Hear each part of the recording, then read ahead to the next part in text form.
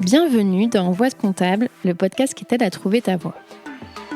Je suis Julie Lagneau, experte comptable mémorialiste en quête de sens et j'accompagne les étudiants de la filière expertise comptable à prendre leur envol.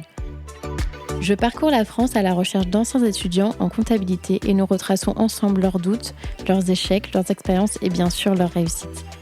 Aujourd'hui, ils sont experts comptables, commissaires aux comptes, DAF ou encore contrôleurs de gestion, parfois même professeurs ou entrepreneurs.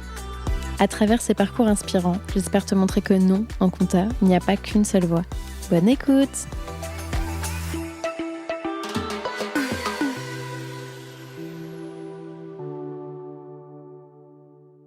Et oui, c'est encore moi. Juste un petit mot pour t'annoncer la grande nouvelle. J'ai écrit un livre aux éditions Vuibert qui s'appelle Réussir l'expertise comptable et qui condense mes 6 années d'expérience en tant qu'étudiante et jeune professionnelle du chiffre.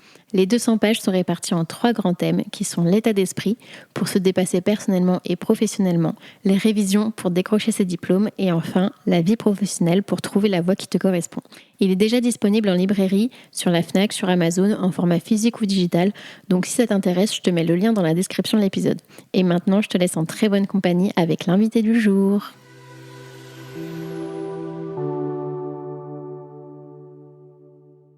Bon, on va être honnête, j'aurais dû préparer cet épisode, mais ça va plutôt être un épisode à cœur ouvert et rétrospectif sur déjà 1 an de podcast et 50 épisodes.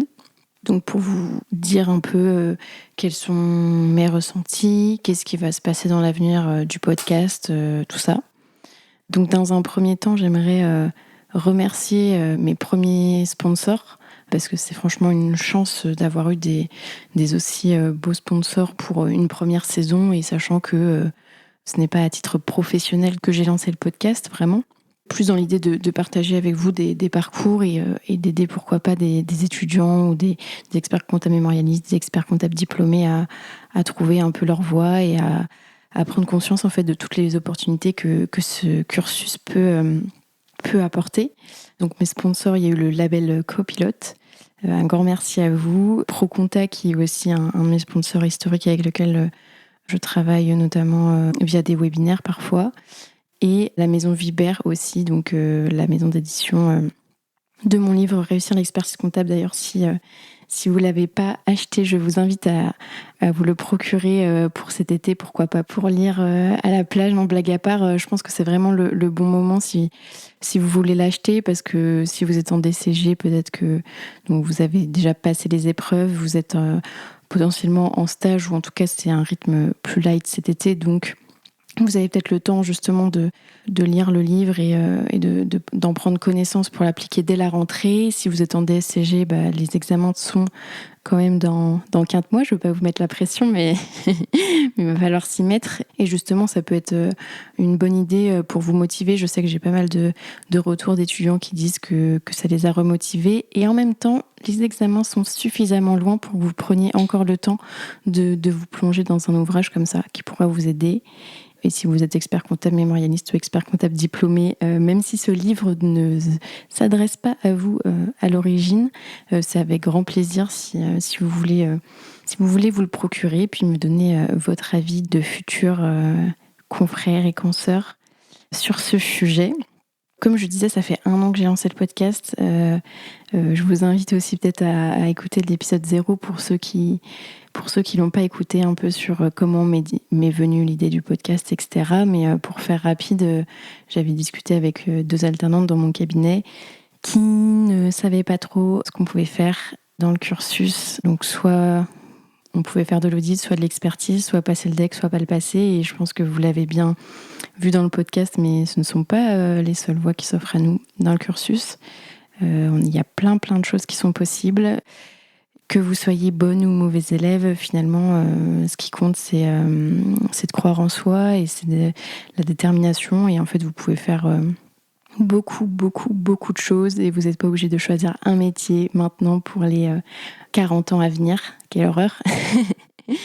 Donc voilà, moi j'ai pris beaucoup de plaisir à tourner ces épisodes, à rencontrer ces personnes, parfois même des personnes que je ne connaissais pas.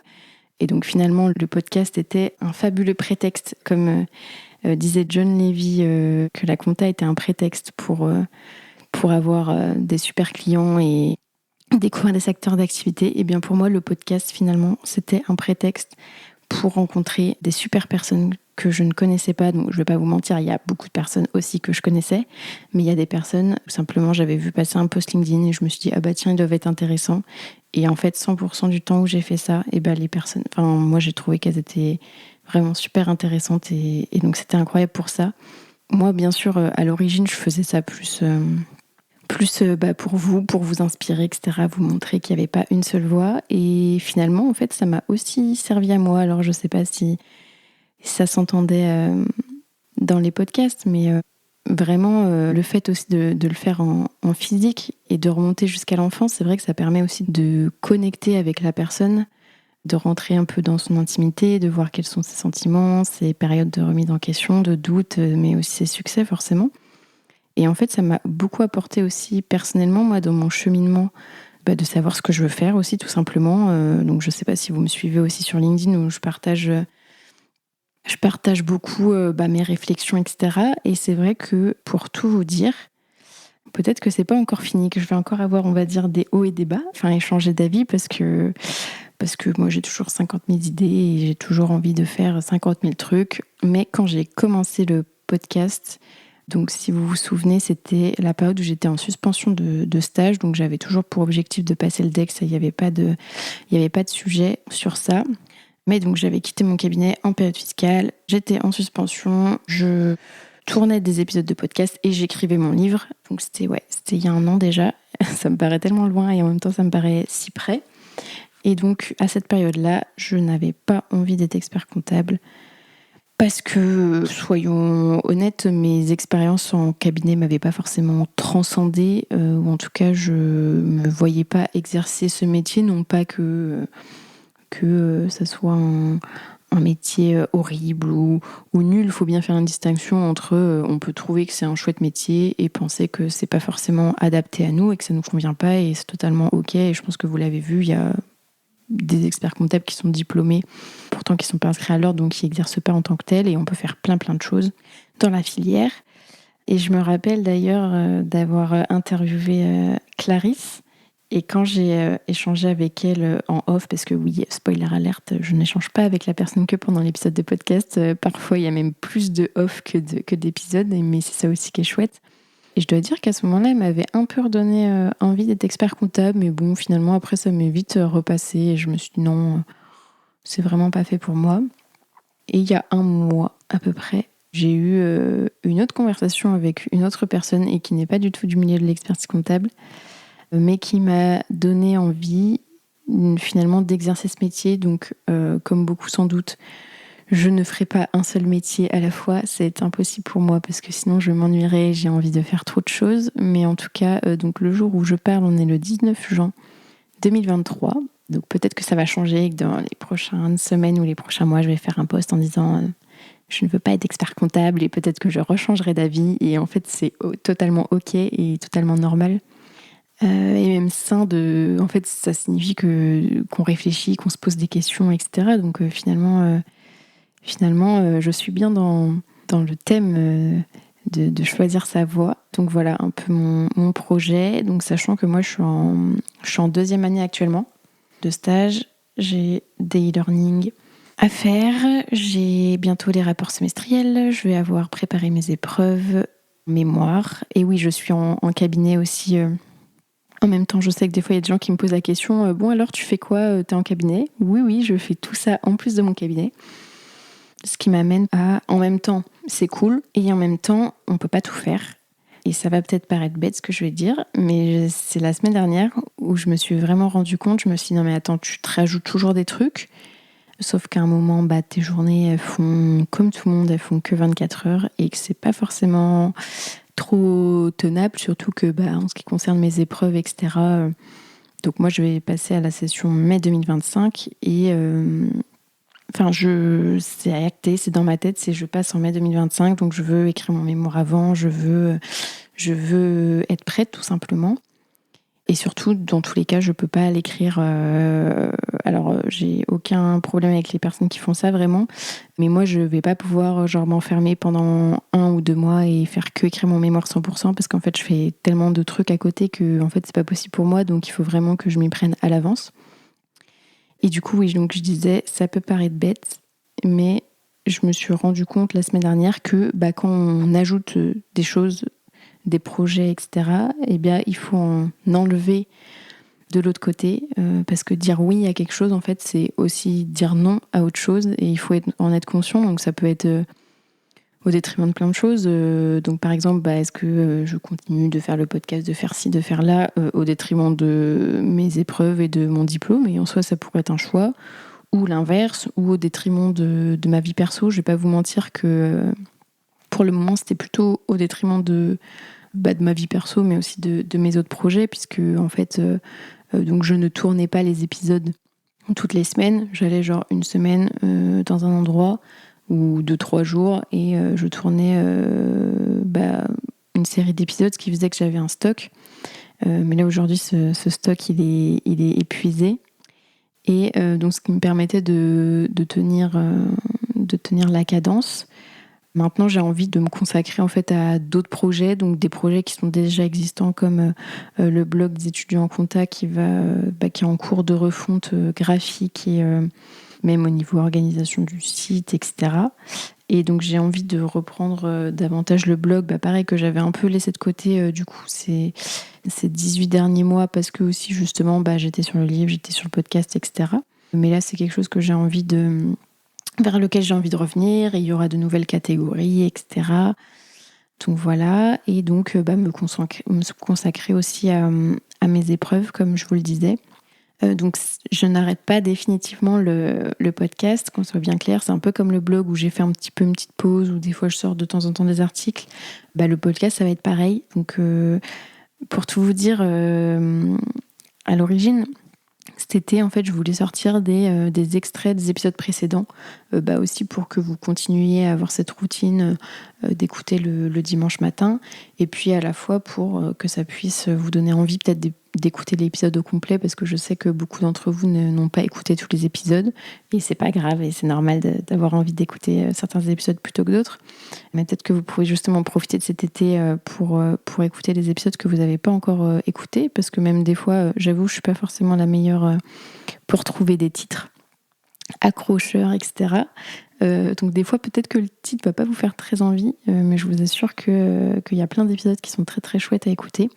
Et puis aussi, cet été, si vous voulez, sur la plage, lire le livre, comme je le disais tout à l'heure. Et donc tout ça, ça m'amène aussi à vous parler, en fait, ma pause, entre guillemets, podcast. Donc finalement, cet été, je ne vais pas du tout publier. Et à partir de la rentrée, je vais reprendre, mais ça ne sera pas forcément toutes les semaines. Donc comme je vous le disais, ce ne sera pas forcément que des formats interview longues. Il y aura aussi des épisodes courts qui sont déjà tournés, donc de à peu près 15-20, max 30 minutes sur un sujet en particulier. Ce qui permet aussi de réinterroger des personnes que j'ai déjà interrogées dans le cadre de l'interview, mais sur des sujets plus précis. Et également de faire intervenir des personnes des fois qui sont dans l'univers de la comptabilité, mais qui n'ont pas forcément suivi des études de compta en tant que telles et qui pour autant peuvent avoir des choses intéressantes à dire. Il y aura peut-être aussi des épisodes solo, un peu comme je fais là, donc n'hésitez pas à me dire si c'est quelque chose qui pourrait vous plaire. Mais en gros, l'idée, c'est que j'ai plus envie de me mettre la pression, de me dire voilà, j'ai un épisode par semaine, le samedi soir, d'être en train de mettre l'épisode de podcast sur la plateforme, etc. De toute façon, je ne sais pas si vous l'avez vu, mais depuis le début, j'étais un peu quand même sur la pente descendante, dans le sens où au début, je faisais tout bien, entre guillemets, les épisodes sortaient bien à l'heure et tout, ça sortait bien sur YouTube, je mettais bien les chapitres, je faisais bien l'extrait du podcast, je faisais bien la publication sur LinkedIn pour le promouvoir. Et puis petit à petit, j'ai plus fait les chapitres, que ce soit sur YouTube ou sur les plateformes de podcast. J'ai plus fait l'extrait vidéo. Et puis après, j'ai plus fait. Enfin, je suis en retard dans les publications YouTube. Et puis là, je suis encore en retard de genre 3 épisodes sur la promotion sur LinkedIn. Donc en fait, je pense que je voulais pas forcément me l'avouer, mais que j'ai aussi perdu un peu cette euphorie du nouveau projet, etc. Où moi, je fonctionne beaucoup comme ça. Et donc au final, le podcast était devenu plus une contrainte qu'un plaisir, alors que l'objectif, même si c'est pour vous faire découvrir des profils, etc., c'est aussi que je prenne du plaisir à le faire, et parce que je suis la première à vous dire de faire ce que vous aimez, etc. Et donc, à un moment, il faut se l'appliquer à soi-même aussi, et comment dire, être honnête avec soi-même, parce en fait, pour être très honnête, j'ai pris cette décision en fait, il y a une semaine, en écoutant un épisode de podcast. Donc pas de mon podcast, mais un autre podcast. Et en fait, ça peut paraître bête, mais j'étais dans un truc où c'était par automatisme et où je me posais même plus la question de publier ou pas. Il faut publier, voilà. Et je me posais plus la question de est-ce que ça me faisait plaisir ou pas. Le fait est que, donc, comme je vous dis aujourd'hui, c'était plus une contrainte qu'un plaisir, parce que quand tu pars une semaine dans un endroit ou quoi, et en fait, c'est tes congés payés, tu poses tes congés payés pour aller tourner des épisodes de podcast, et de se dire mince, j'ai plus assez d'épisodes, il faut absolument que je pose des congés pour aller ci et là enregistrer des épisodes, et donc être plutôt tout le temps à l'arrache. Et c'est pas comme ça que j'ai envie de fonctionner. Et puis j'ai un fort alors ça c'est forcément en partie, on va dire, de ma faute, mais une exigence. J'aimerais que ça soit aussi filmé, j'aimerais que ça soit aussi des reels, j'aimerais plein de choses en soi, mais le problème, c'est que j'ai pas forcément toujours le temps, toujours les moyens, etc. de le faire. Et donc c'est vrai que c'était un peu aussi frustrant pour moi, même si ça reste un format quali, et je prends mon sac à dos et je me déplace en physique. Et c'est aussi un choix, comme je vous disais, plutôt d'essayer de connecter avec la personne. Forcément, c'est un choix. Et comme je disais tout à l'heure, quand on dit oui à quelque chose, on dit non à autre chose. Ça serait tellement plus simple si c'était fait en visio, etc. Mais ce n'est pas ce que j'ai envie de faire. Aussi, il m'est arrivé plusieurs mésaventures, on va dire, dans les... Ouais, on va dire dans les 2 derniers mois. Et je crois beaucoup à mon intuition, et même si je voulais pas le voir, je pense que finalement, en fait, la semaine dernière, quand j'ai écouté cet épisode de podcast, qui était un épisode du podcast Expansion de Eric Flagg, donc je ne sais pas si vous connaissez, et c'était un épisode avec un youtubeur, alors je vais essayer de retrouver, qui s'appelle Mathias, ouais c'est ça, qui s'appelle Mathias, et je sais pas pourquoi ça m'a fait un déclic, mais tout à fait sens en fait. Donc comme je vous disais, j'ai eu quelques mésaventures. Donc déjà, j'ai eu un enregistrement qui a été coupé. Enfin, en fait, j'enregistrais avec la personne et je pense que j'avais plus assez de batterie, et mon enregistreur a coupé en plein milieu.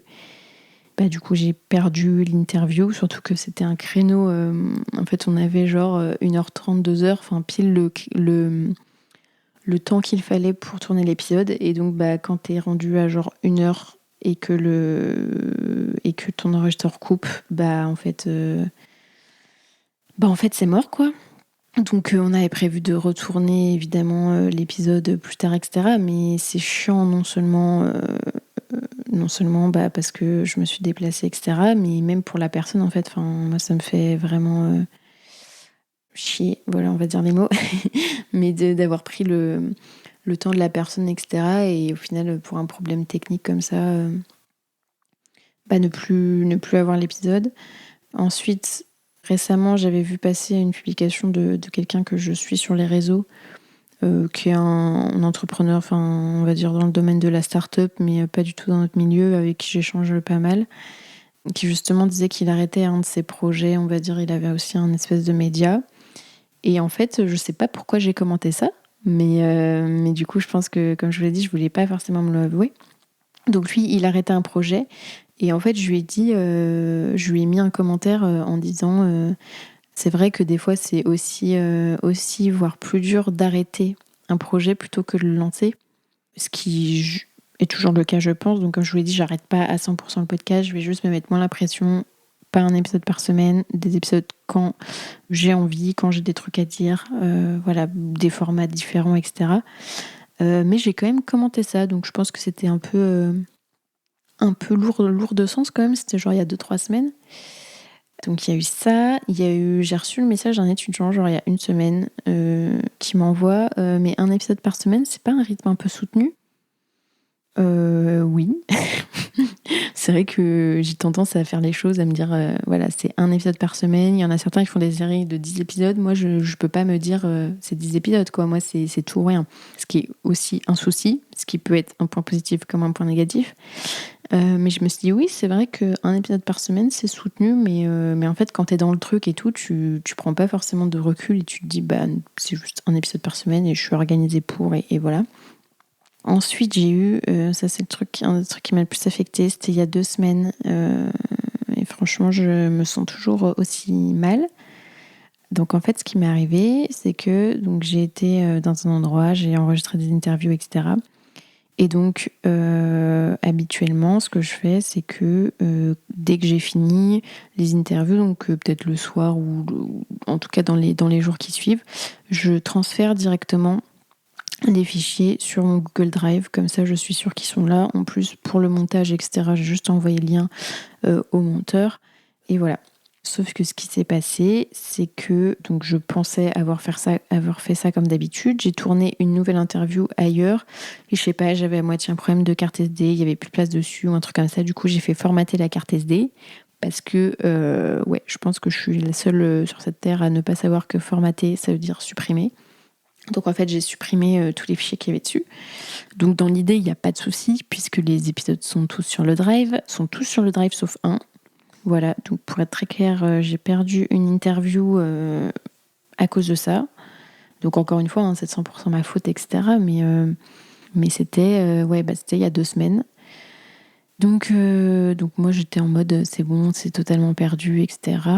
J'ai été quand même déposée chez un pharmacien qui a essayé de faire ce qu'il pouvait, mais il a retrouvé des épisodes, mais malheureusement il n'y avait pas cet épisode là dedans, c'était plus des épisodes anciens qui étaient déjà publiés. Donc j'avais déposé ma carte SD à l'informaticien qui, de base, il devait la garder genre une journée, mais au final ça a pris un peu plus de temps, ça a pris genre 2-3 jours. Et sauf que entre-temps, j'avais pas capté, mais j'avais déposé aussi mon enregistreur avec au cas où ça pouvait l'aider. Et en fait, donc j'ai déposé le lundi matin. Donc en théorie, je devais récupérer genre le lundi soir ou le mardi matin. Et finalement, donc ça a duré plus longtemps comme je vous l'ai dit. Sauf qu'en fait, j'avais un déplacement le mercredi et en fait le soir j'avais une interview et j'avais complètement zappé. Du coup, j'ai dû annuler une interview. En plus de ça. En plus de ne pas récupérer l'épisode. Donc je vous avoue que ça a fortement, je pense, pesé dans ma balance quand je me suis mise à me poser des questions. Je vous le redis, mais j'ai pris beaucoup de plaisir à enregistrer ces épisodes et à rencontrer ces nouvelles personnes et j'espère que vous l'avez, que ça s'est ressenti en fait. Mais aujourd'hui, j'ai envie et besoin de me consacrer à d'autres projets qui sont tout aussi chouette, donc que ce soit le blog pour un projet qui est déjà existant, mais aussi d'autres beaux projets avec des super personnes aussi, parce que c'est vrai que pour le moment j'avais pas mal de projets en solo et sauf que comme je vous le disais, mon temps n'est pas incompressible et donc une des solutions, il y en a plusieurs, hein. Il y a déléguer, donc ce que je commence à faire, déléguer certaines parties où moi j'ai pas forcément de valeur ajoutée en tant que telle, parce que je me suis aussi rendu compte dans mon introspection, dans tout ça, qu'en fait moi ma valeur ajoutée c'est plus d'avoir des idées, de lancer des concepts, etc. Mais que dans plein d'autres aspects, comme dans l'exécution, etc., je suis pas forcément toujours la meilleure. Et donc, je préfère concentrer le peu de temps que j'ai à là où je suis bonne, tout simplement. Donc avoir des idées de concept, tout ça. Donc, je disais, il y a déléguer. Il y a aussi faire des projets avec d'autres personnes, qui permet indirectement aussi de déléguer, puisque la charge de travail, elle est répartie entre plusieurs personnes. Et ce que je voulais vous dire, c'est aussi que forcément quand tu lances un truc comme ça, un podcast, quand tu communiques sur LinkedIn, quand tu fais un blog, quand tu as forcément un moment où les stats ça t'atteint Et il y a eu une période, alors je sais plus exactement quand, ça devrait être au mois d'avril, je pense, où justement j'étais pas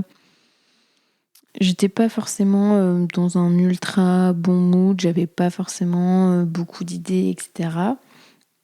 D'ailleurs, je me rends compte qu'on n'a même pas parlé de stats, je sais même plus à combien, honnêtement, je regarde à peine ça. Et c'est tant mieux parce qu'il faut pas se prendre la tête avec ça. Donc là, je suis en train de regarder pour vous dire un peu quand même combien j'ai eu de... Quel stade j'ai eu, parce qu'en fait, je m'attendais à rien, honnêtement, parce que forcément, il y a très peu de podcasts. Très peu de podcasts. Enfin, là, il y en a de plus en plus. Donc, justement, je vais vous en recommander pour cet été, pour ceux qui veulent continuer à avoir des épisodes de podcast. Mais je n'ai pas le monopole. Donc, statistiques. Donc, depuis le début, sur les plateformes d'écoute de podcasts, j'ai 26 500 écoutes. Donc, comme je vous disais, je m'attendais à rien parce que aussi, c'est compliqué de se comparer quand on n'a pas forcément de référence. Et sur YouTube, j'ai combien ? J'ai 500 abonnés quand même. J'ai 11 000 vues. Donc on va dire que j'ai 35 000 à peu près, 35 000 écoutes. Donc ce qui est quand même génial parce que j'ai, on va dire, 50 épisodes. Donc ça fait à peu près 700 écoutes en moyenne par épisode. Donc c'est énorme, clairement. Mais je m'attendais à rien parce que je ne savais pas. En fait, j'avais juste envie de faire ça parce que ça me faisait kiffer et que j'estimais que ça pouvait servir à des gens. Et donc, ce que je voulais vous dire, c'est que t'as toujours une pression des stats, etc., même si j'essaie de m'en émanciper. Et ces derniers temps-là, au mois de juin et peut-être fin de mois de juillet, fin de mois de mai, en fait, je commence vraiment à re-kiffer faire tout ça, publier, échanger et tout, parce que surtout échanger avec les gens, en fait, et de plus mettre la pression en mode si je fais que tant d'écoutes ou que tant de likes et tout, mais en fait je m'en fous parce que j'échange avec plein de gens par message, j'ai plein de commentaires qui sont super intéressants, etc. Et donc en fait je retrouve un peu ce sens. Donc on dit souvent que la génération est en quête de sens, mais je retrouve vraiment ce sens de pas partager juste pour faire des likes, pour faire des vues, mais vraiment pour échanger avec les personnes. Et donc ça, c'est trop cool. Et donc, je vais vous recommander d'autres podcasts pour cet été. Donc toujours dans l'univers de la compta. Donc évidemment, je pense que vous connaissez déjà, mais il y a les geeks des chiffres. Ensuite, qu'est-ce que j'écoute ? Donc vous avez aussi Crazy Skills, donc le podcast de Nathan et de Cyril qui interviewent des professionnels du chiffre qui ont une carrière passionnante, mais aussi un crazy skills, donc un hobby un peu atypique, et qui font le lien justement entre ce hobby et leur métier. Vous avez le podcast de Alexis Lama, Booster Digital, qui a été lancé récemment, qui est Accounting Business Club, que j'apprécie fortement. Qu'est-ce que vous avez ? Vous avez le café Patchouli qui a été lancé par un étudiant, Alexandre Itier, qui interviewe des étudiants cette fois-ci, parce qu'il n'y avait pas de podcast pour les étudiants, qui interviewe des étudiants qui font aussi des trucs chouettes en parallèle de leurs études. Vous avez Ta vue avec ton comptable de Émilie Robin, d'ailleurs et Olivier Den, que j'avais tous les deux interviewés dans le podcast. Et d'ailleurs, si tu m'écoutes, Émilie, je croise les doigts pour les résultats de ton deck qui arrive dans 10 jours. À peu près, bon, je ne veux pas te mettre la pression, mais bon, voilà. Vous avez aussi Immersion comptable, qui est un podcast qui est un peu plus ancien, mais pareil, qui interviewe des professionnels du chiffre sur leur parcours, etc. Alors là, c'est le moment gênant où je suis en train d'oublier des podcasts. Vous avez aussi le podcast de Florian Dufour, donc qui est plus axé sur le marketing des cabinets, mais qui peut être intéressant parce que c'est vrai que justement dans la filière, finalement, on voit du marketing, mais c'est un peu du marketing tradi, si je puis dire. Et là, vraiment, de le voir appliqué au monde de la compta, du cabinet, etc., ça peut être intéressant, même si vous cherchez un sujet de mémoire, par exemple. Vous avez le podcast de Compta Online qui a été lancé aussi il n'y a pas longtemps. Pareil, qui est super intéressant parce que ça s'appelle De Premier Ordre, et ils interviewent en fait des personnes qui qui justement ont été dans les institutions, alors des experts comptables, accompagnés des commissaires aux comptes, etc., dans les assos. Et c'est super intéressant d'avoir leur retour aussi. Vous avez le podcast Les experts comptables de demain également. Donc là, c'est plus sur un peu la profession en général, j'ai l'impression. Donc ceux qui veulent faire avancer la profession du chiffre, a priori c'est ça leur credo. Donc voilà, est-ce que j'en oublie? Ah, et j'ai aussi Mickaël Benaïm, je ne sais pas si tu m'écoutes Mickaël. Alors c'est pas vraiment des podcasts, c'est plus, il est à la cool Mickaël, il était expert comptable, maintenant il est plus expert comptable, il a quitté ce monde-là, mais il accompagne des experts comptables à sortir la tête du guidon, à les accompagner, je suppose, à développer leur chiffre d'affaires pour ceux qui le souhaitent, mais c'est pas forcément l'objectif de la plupart des cabinets, puisque en fait c'est pas les clients qui manquent, c'est plutôt les collabs, soyons honnêtes. Et du coup il a lancé une chaîne YouTube récemment et j'ai trouvé ça trop cool parce que Mickaël il se prend pas la tête, il prend sa caméra, il se filme dans la rue, dans la nature, etc. Donc la chaîne YouTube s'appelle Expert Comptable Libéré et je trouve ces vidéos super sur des réflexions un peu sortir la tête de la production, de tout ça. Et même je vous invite à le suivre sur LinkedIn parce que c'est vraiment super intéressant ce qu'il fait. Et d'ailleurs, donc je parlais de marketing tout à l'heure qui n'était pas forcément trop abordé dans la filière, en tout cas comparé à ce que ça devrait être maintenant.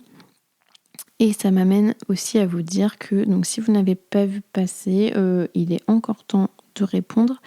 Mais j'ai fait une publication sur LinkedIn hier à l'heure où je vous parle sur une prochaine réforme en fait du cursus DCG, DSCG, DEC, puisque j'ai la chance de faire partie des 30 personnes qui vont être auditionnées le 13 juillet par le Conseil national de l'ordre des experts comptables.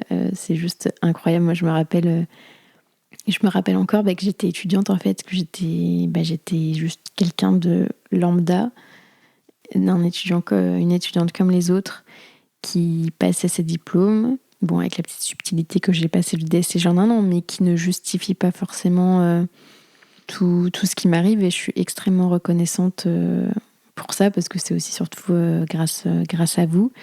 Mais je vais être auditionnée, donc comme je vous disais, le 13 juillet à l'ordre, dans le cadre de la prochaine réforme du DCG, DSCG, DEC.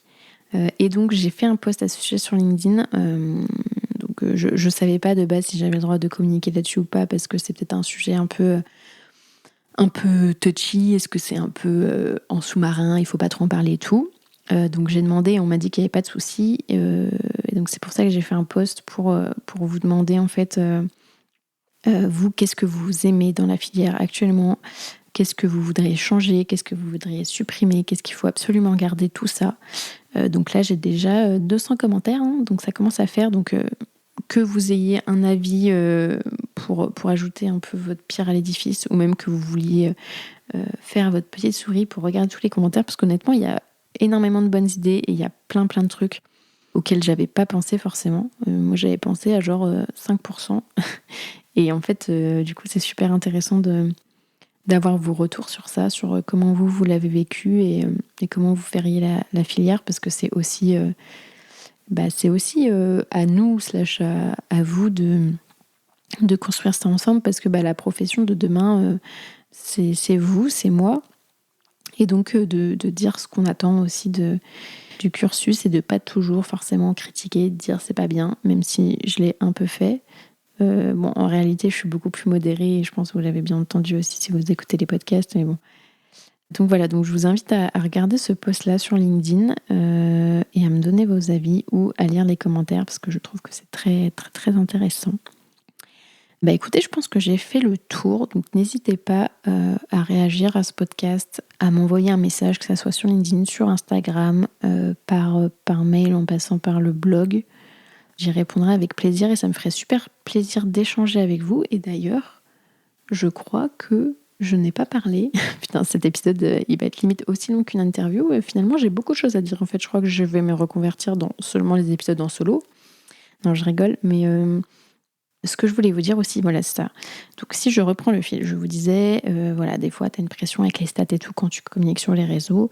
mais que j'avais retrouvé un peu cette flamme, etc., dans le fait d'échanger beaucoup avec les gens. Et c'est vrai qu'avec le recul, l'épisode de podcast, forcément, j'échange avec la personne qui est en face de moi, donc je découvre des personnes, etc., et donc c'est super intéressant et je suis dans l'échange. Mais je pense ce qui me manque aujourd'hui, c'est beaucoup plus d'être en connexion, donc non seulement avec la personne en face, mais également avec vous, en fait, et de pouvoir interagir. Et aujourd'hui, ce qui n'était pas forcément... Enfin, ce qui était moins le cas avant, je ressens justement ce besoin d'échanger. Et c'est vrai que mon format d'épisode de podcast ne permet pas forcément ça. Enfin, vous me direz en même temps, comme un épisode de podcast, c'est juste logique. Mais j'ai cette envie justement de beaucoup plus faire participer ma communauté, de beaucoup plus échanger avec vous. Et donc ça me ferait trop plaisir d'avoir vos retours sur cet épisode de podcast. Donc comme je vous disais, peu importe le moyen, pour justement qu'on puisse échanger ensemble à ce sujet, me dire voilà vos impressions, vos ressentis, que ce soit sur les épisodes en général, sur les interviews, sur les profils que vous voudriez voir, sur, je sais pas, sur le format, sur tout ce que vous voulez, mais en tout cas, ça me ferait trop plaisir d'échanger avec vous. Écoutez, moi, je vais vous laisser là, parce qu'il est, comme je vous le disais, je prends, entre guillemets, sur mon temps perso, etc. Donc là, quand j'enregistre, il est 23h15, et demain, j'ai une journée de stage sur la lutte anti-blanchiment. Donc voilà. Donc je vous souhaite une bonne journée, un bon week-end, une bonne soirée, tout ce que vous voulez. On se retrouve à la rentrée pour des épisodes de podcast. Et on se retrouve aussi bien avant, si vous voulez échanger sur LinkedIn, sur Instagram, par mail. Ça avec grand plaisir. Merci à vous. Félicitations, tu as été au bout de cet épisode. Aide-moi à faire connaître le podcast en choisissant parmi ces 3 options. Le plus rapide d'abord, c'est de me donner 5 étoiles sur ton appli de podcast préféré. Le second, c'est d'écrire un gentil commentaire pour m'encourager et pour faire plaisir à l'algorithme. Et bien sûr, tu peux aussi en parler autour de toi. Enfin, le top du top, ça serait forcément de faire les 3. Pour découvrir le prochain épisode, je te donne rendez-vous dimanche prochain à 10h.